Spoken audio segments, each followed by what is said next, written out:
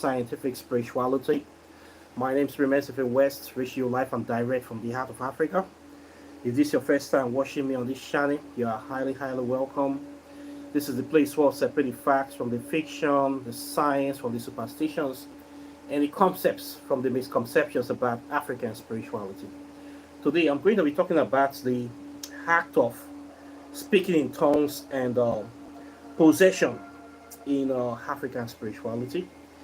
This is a situation whereby it is said that spirits outside the uh, the object of possession try to take advantage or taking possession of the body of the person that is in this process.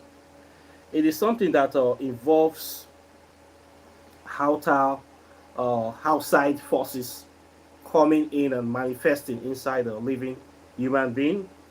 It can happen to people. It can also happen to animals too. And most times, when this happens in African spirituality, the person will be speaking another language. It can be a foreign language or a language that nobody know about. So today I want us to talk about this phenomenon and try to get more understanding of it. But before then, let's do our customary libation.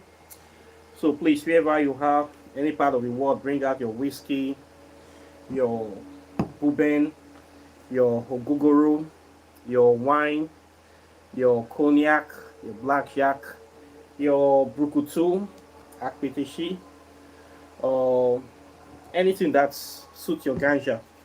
So please bring out something. Let's call some names quickly and let us go with the flow.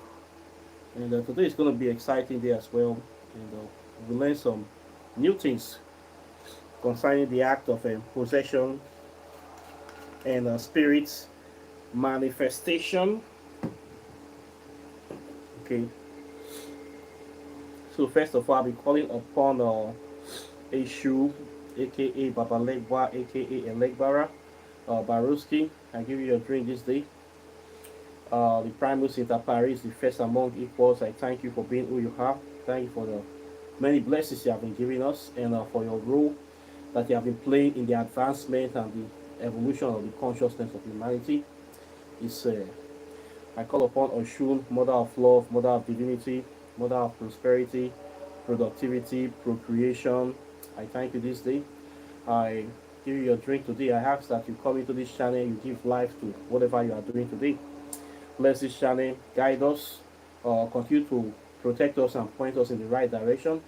Continue to give life and meaning to everything that we put our hands so that we can become more prosperous, we can become more instrumental in bringing positive change and upliftment to this earth. I call upon our primordial mothers of eternity, spirits like Olokun, Omalokun, Omotekpopo, Oya. Give you a drink this day. I ask for change and the transformation. I ask for the wind of change to come upon this earth as quickly as possible so that people will increase in consciousness and people will understand what is actually going on so they can actually begin to do the right thing by becoming more realistic, down to earth, and try to solve their problems more by common sense instead of believing in fairy tales and folklores. I call upon Basset, aka Ologoshere, aka the Black Panther, the undying recess of the deep melanated African consciousness. I give you a drink this day. I ask for protection, for enlightenment, for the spirit to be able to confront our enemies and greet them when we meet them. I call upon great spirits of our land, our motherland, spirits like Ofurie, Ohore, Ojurie, uh, great spirits like Obatala, Shangu, or great spirits of the elements of eternity above and below, spirits that will stand with us and we stand before us, that we stand after us, that will guide us, that will empower us to do what needs to be done to achieve illumination, enlightenment, and freedom in this lifetime. We give you this ring this day. It's, we call upon our great spirits of our ancestors, people that are worthy of emulation, people like Bob Marley, Marcus Garvey, Martin Luther King, Malcolm X, Michael Jackson, Muhammad Ali, Inoko Rashidi, Harriet Tubman, Sister Francis, General Rawlings, Kwame Nkrumah, Nelson Mandela, Fela Nicola Kokuti, Dr. John Eric Clark, Dr. Ben Joseph Akama, Dr. Ivan Satima, and so many great people, Theophilus Ubenga, and Lucky Dube, great people, great powerful people that have been able to shine a light of bringing awareness, positivity, and empowerment. People worthy of emulation. We give you this ring today. We ask that you continue to guide and protect us. We also pray for those people that died, that nobody remember their names, the forgotten dead, the sea of dead people, people that died fighting for the protection of Africa, people that died unjustly, people that died by through the hands of colonization, police brutality, people that died the Arab slave trade, transatlantic slave trade, the Middle Passage, people that are currently in prisons all over the world. We give them this ring today. And we ask that their spirit continue to fight for justice, because if there's no justice, there's no peace. Okay, we call upon our elemental spirits of eternity, great spirits of the earth, spirits like Aziza and Osin, Osinye, Orumila, Ubatala, Ekwensu. We give you this ring this day. We ask that these supplications and prayers be accepted in the mighty name of Amen-Ra, in the mighty name of Olodumare, in the mighty name of Ogene, in the mighty name of Egbesu, in the mighty name of all our gods and goddesses that stand for truth, justice, righteousness, and harmonious balance. Is Siagware. It's done. So, thank you guys for joining for today. And it's a wonderful day indeed. So, today I want to talk about this topic of possession. When we say somebody is possessed, what does that mean? Okay, it is simply a situation whereby a foreign or external spirit comes into the body of the person, of the individual, and takes control of that person's body for a limited time. This is a situation that is very, very common in African spirituality. It is something that is part of the spiritual process or spiritual activities of African people. You will find from time to time during especially ceremonies, cultural ceremonies, traditional ceremonies, whereby there's a lot of music and dancing, and the purpose of these ceremonies is to make contact with the spirits of the land. During these ceremonies, you will discover that some people will get possessed by different kinds of spirits, and this normally happens. The person's behavior will change. It can become irate, can become very, very active, and everybody will know that this is not the person that is supposed to be there. Something has come upon them, and from time to time, these people, they will start speaking in different languages. We call it speaking in tongues. There are basically three types of possession in African spirituality. First one is to be possessed by a deity. This is when a deity, it can be a primordial deity or elemental deity, or even an infernal deity, will come into the person, and we start speaking through the person, start doing things, and most times they give messages, they'll see visions by telling people of what will happen to them, or telling them solutions to how to solve their problems. Those problems that are bothering the people, when they look at them, they see what is bothering them or what is going on inside their minds. If something that is worrying them, they can just tell you, this is your problem, this is how to solve it. Sometimes they also expose evil people. If they see people that have done evil, these witches and wizards in the community that are dedicated to destruction, doing evil, then we also expose them by telling everybody the secret of this person and what this person is doing, and what they should do to such a person. So we have this kind of possession. It is very common. If you are somebody that is familiar with African spirituality, you go to these ceremonies. We call it cultural ceremonies or Igbe ceremonies, or they call them feasts. If you're a person that goes to traditional feasts all the time in a place like Nigeria, you see people always getting possessed by deities, spirits. It is normal. Another possession is when a spirit of another person uh, comes into the human being. That is, can be the ghosts or the spirit of an ascended ancestors. It is very normal for this kind of spirits of the dead to come into a living person, and for a while they take over the body, and they also say things, they also see visions, they also interact with the living for this shortest possible time, and they will leave the body. Of this another kind of possession by the spirits of the dead. It is very, very normal in African spirituality. Another kind of possession is when somebody goes into a trance. This is as a result of whereby some people can go into trance due to exposure to different kind of musics. These are musics that have different type of frequencies that facilitate or enhance uh, the process of going into trance. So once this kind of music are played, especially with heavy drums or heavy beats, in a kind of ritualistic settings whereby the person may have ingested some sort of hallucinogens or some sort of herbs that can trigger the process of getting high or going into trance. It can be alcohol, or it can be herbs, it can be just burning of insects, different kind of insects that people burn. Most times it is burning of tobacco leaves.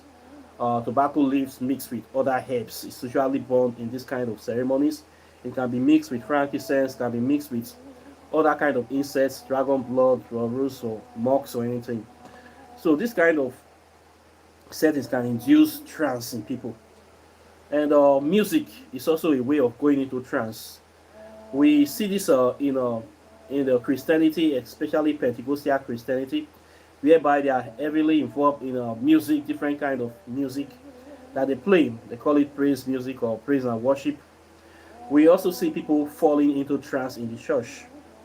Why are they falling into trance? Is that the music that they play, by people getting exposed to loud music in a controlled environment, it can help to induce trance in the people, especially when the person actually feels or vibes with the music. By flowing with the beat of the music, by opening up yourself to the music, especially when the person feel connected to that song, it can easily take the person's spirit into a state of trance, whereby the person can fall into trance and can make contact with other entities or deities that are around. This can be spirits that the person is focusing their mind on already. When you're already focusing your mind that you are going to see Jesus, and you fall into trance, any spirit that you see is will be interpreted as Jesus to you, because your mind is already set that you want to meet Jesus. So most times when people fall into this trance in the church, then we claim that it's Jesus Christ that puts them under the trance or appear to them, or the God, their God, because their mind is already focused on a vision of or description or image of a certain kind of God. So anything they see can be the God. But the main vehicle for taking them to that trance state is the music, the songs and the drums that they are playing in that environment. Okay. And sometimes these songs are laced with subliminal suggestions that can trigger somebody getting an encounter with uh, external or unforeseen spirits, and then they can go into trance, or the person can just drop into trance, and any spirit around can just come into them. People also do that as well. So this is different ways of going into trance. In African spirituality, when people go and to this environment, to these places, and the spirits of the ancestors are invoked, the spirits of the ancestors, spirits of the dead, spirits of deities, they come in on during the festivities. When it gets to a certain point of there's just a clash of energies, and spirits of from the other side can actually come into the physical world by possession of human beings. So these possessions are usually short. They are not long. They are not more than 20 minutes at a time. 10, 15, 20. They are not more than 20 minutes. Spirit can come in, and they can actually display. You see the person dancing, shaking everywhere, scattering everything, and actually displaying the characteristics of that deity. And this is a classic form of possession. And sometimes people will hold them down, or sometimes people will just allow them to do things that they do. Sometimes bad spirits may come in, or violent spirits can also come into somebody, and the person try to do something bad, and people will hold them down. And different kinds of spirits are there. So when you get this issue, if you find out that the person will start speaking a foreign language, this is what they call speaking in tongues.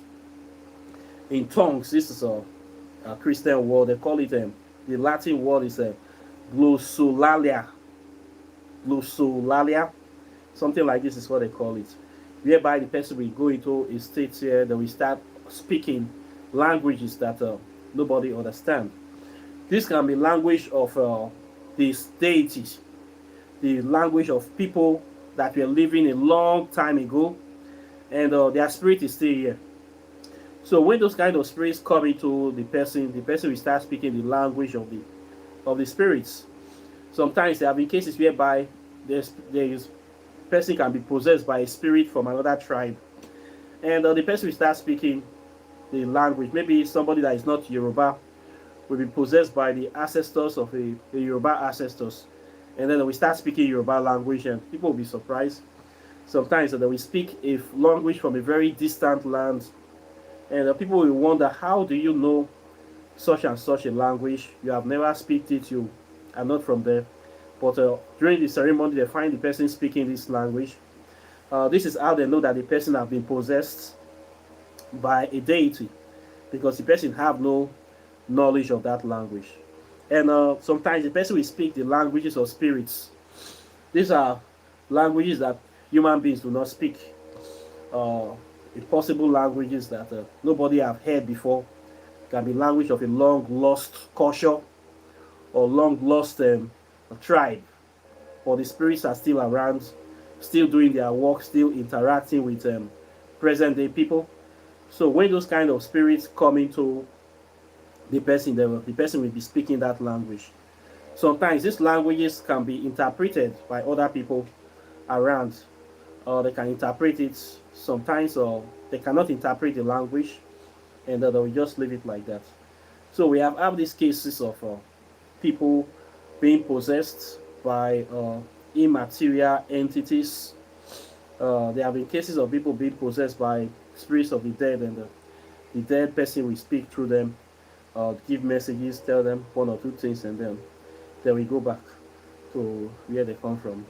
So this is a very common thing in African spirituality. It's very common if you are familiar with it.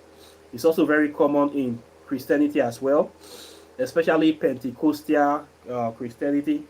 These are the type of Christians that like to pray and pray and pray, and they believe that they call themselves prayer warriors.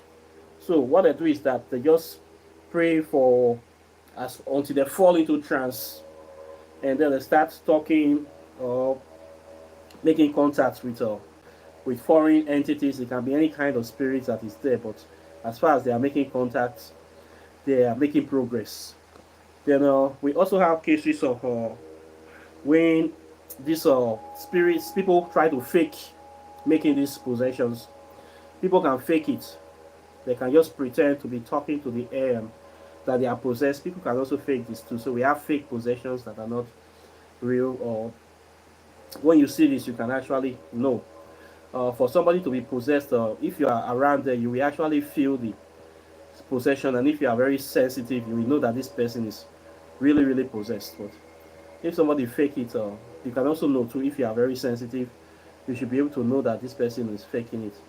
Most times, the possession does not bring out any positive or message. It's just for dramatization, display of drama and stuff like that. So we have this thing. So it's very normal in African spirituality. You're going to see this in Igbe, you're going to see it in Ifa, Palo Mayombe. You're going to see this in different kind of African spirituality practices. Okay, so it is not a big thing. It's not a bad thing. The benefits are that most times when this possession take place in the person, they usually help to heal the person. That if the person have any psychological issues, even medical conditions, they are usually healed when the spirit comes into them. Then people around there will get messages from the deity on how to solve problems that is affecting them at that time, and they are usually free of those problems. So it's a good thing when spirits come into to mix with the humans. They always bring changes to those people. The spirits do not just come in. Anytime they come, they bring a message. So it's a good thing. Most people, most bad people, they don't like to go to this feast because if they have done a lot of bad things, especially evil witches and wizards, their secrets will be exposed by the spirits. So they will get to this feast where they see that people are dancing, and if it's time for them to get into this trance state, they will run away because they don't want anybody to disgrace them or expose them. So a lot of evil people, they will tell you they don't go to this traditional feast, that it is demonic, it is evil, they are worshiping Satan. The reason why they don't want to go is that they have evil secrets that they are hiding. A lot of these Christians, maybe they are committing adultery. Those women that are sleeping with other people's husbands, those men that are sleeping with people's wives, people that are committing abominations in the land. When they go to this feast, the spirit usually expose them. The spirit will just see the evil they are doing. Those ones that have killed people, those ritualists that are killing people, that are doing evil, those bad people, the spirit will just tell everybody your secrets. So they don't want people to know their secrets. So a lot of them will hide in Christianity. Christianity, you cannot expose people like that. There are a lot of evil spirits protecting them in the church. But in African spirituality, the spirits will expose you. So bad people don't like to go to feasts. So if you have friends that don't like to go, you should suspect them because they have secrets that they are hiding. They don't want people to know. So instead, they will claim that it is an evil feast and they don't believe in it. So they don't go to feasts. Not that it's evil there. These people go to parties all the time. What they do in the feast, they do in parties, they drink, and they eat, and they dance. But once you involve feasting with the spirits, and they know that these spirits will come in and spirits will say the truth, they will tell you they don't go to those kind of places, and it's demonic place. But these people can go to club every weekend, but they don't go to feasts, but they can go to club. If you have this kind of friends that avoid all these cultural feasts, just suspect that they have bad secrets. They are not good people. They are usually doing some things that are evil, that when people hear of it, they're going to get shocked. So they don't want any spirit to expose them. That is why a lot of bad people don't go to cultural feasting in Africa, especially in Nigeria. For the simple fact that they don't want spirits to expose them. So they will label it evil. This is the reason they don't go. So if you have any friend that is always avoiding this kind of feast, just know that they have secrets they are hiding. Just know that. So this is the thing you need to know about it. So speaking in tongues and possession is very common, and there's nothing wrong with it. Okay, I know it's part of the process. African people have this in them. Most times people go into trance just by listening to music, just by the beats of drum. A lot of people, especially women, can easily go into trance because they are very sensitive to energy, very sensitive to music. So those people can easily go into trance. That's why you see a lot of women catching the Holy Spirit inside church. It's not Holy Spirit they are catching. It is just music, the beat of the song that is changing them because they have already opened themselves, exposed themselves to that energy. They believe they are interacting with spirits of the Lord. And this is the problem that you have, and you need to know the kind of spirits you're interacting with, because if you open yourself to any kind of spirit, you can be easily possessed by any kind of spirit as well. So this is the danger that you find inside this possession. Apart from that, if you know what you are doing and you know the kind of spirits you are interacting with, you are totally safe. Okay. So this is the thing that I have to say today concerning this topic. Questions and comments are welcome. Please like and share this video, subscribe to the channel, hit the notification bell, close the subscribe button so you'll be the first to get my videos as soon as I release them. Then, of course, if you have not gotten my book yet, you have to get this book. This is the book called Whispers of Amete, Pathways to Ascension. It's a book that will help you make contact with your African ancestors, our ascended ancestors. I wrote about them, how to do rites that will bring them into your consciousness, your sphere of influence, and these rites are very powerful rites that you can do in the comfort of your home, in your bedroom. You don't need to fly to Egypt. You don't need to come to Africa. And you can easily do this, and you get access to this knowledge and continue living your life. Okay? Then if you want to learn how to do spells, this one have over 200 spells. Walking in the shadow of the gods will help you. There is spell for love, for prosperity, for health, a lot of health issues. I put a lot of African traditional formulas inside here with the botanical names, so it's easy for you to trace and know how to do this stuff. Okay.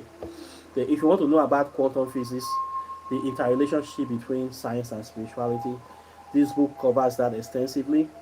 This is the easiest book to read in quantum physics, and it's going to help you, especially if you want to understand it from a pure Afrocentric perspective.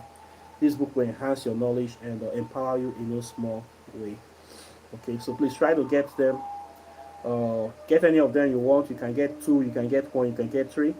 The most important thing is that this knowledge gets to you, and you can actually understand what is going on with the world today. And you can actually see the world through the eyes of original, authentic, Afrocentric perspective of vision. So this is it.